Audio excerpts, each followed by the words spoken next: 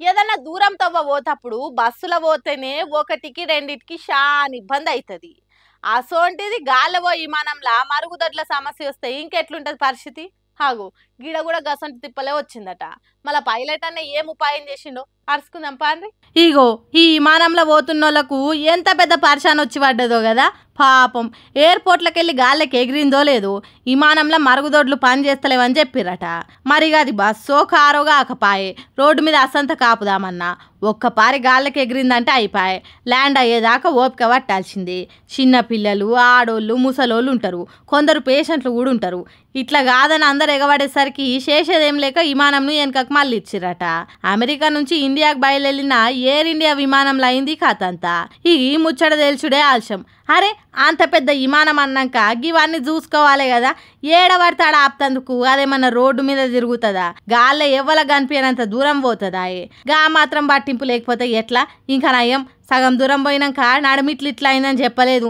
మీ అజాగ్రత్త పాడుగాను. Flight ticket ఎంత రేట్లు పెడతారో మీరు చేసే పనులు కూడా గట్లనే ఉండాలి. మీ తెలుగులు తెల్లారా? ఎక్కడ మనుషులు రా అయ్యా, జర్ర అయితే అందరు కింద మీద అయ్యేటోళ్ళు కదా అని పొట్టు తిడుతుర్రట నెటి జనాలంతా. తెలంగాణ గడ్డలా ఏమున్నదో ఏమో గాని ఇక్కడ ప్రశ్నలు మొలకెత్తుతాయి. గడ్డి పరకలు గడ్డపారలైతాయి. అయ్యా నీ బాంచన్ కాలు మొక్కుతా అన్న గొంతు గర్జిస్తుంది. ఇక్కడ చైతన్యం ఊట సెలిమై ఉరకలేస్తుంది. అరే ఏంది తెలియకుండానే తెలంగాణ గురించి కవితలు చెప్తున్నా?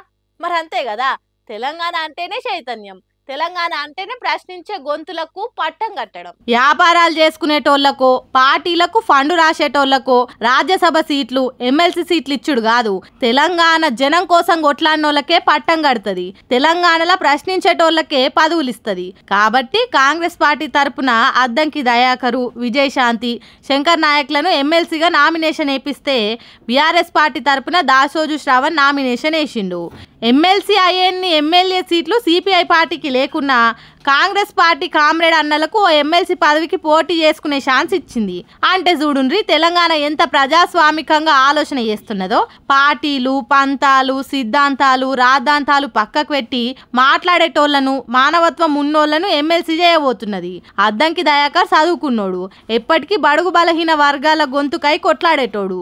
విజయశాంతి తెలంగాణ రాష్ట్రం కోసం పార్లమెంటులో పటపట పండ్లు కొరికి మాట్లాడింది. ఇటుపక్క శ్రావణ్ కుమార్ ఎక్కడ వెనకకోని తత్వం, మాటలల్లా దిట్ట, ఎదుటోళ్లను ఇరుకున్న వెట్టి చెమటలు పట్టించేంత సమర్థుడు. ఇగో ఇసోంటి నాయకులను తెలంగాణ నెత్తిన పెట్టుకుంటది. కులాల లొల్లులు, వ్యాపారాల షిక్కులో సద్దులు మోసేటోళ్లకు తెలంగాణ పట్టం గట్టది. నిజంగా కొట్లాడేటోళ్ళని చెట్ట సభలకు పంపుతుంది. కడమ రాష్ట్రాల తీరు కాదు మా తెలంగాణ అన్నట్టు సోషల్ మీడియా పోస్టులు పెడుతున్నారు తెలంగాణ అంటే అభిమానం ఉన్నోళ్ళు.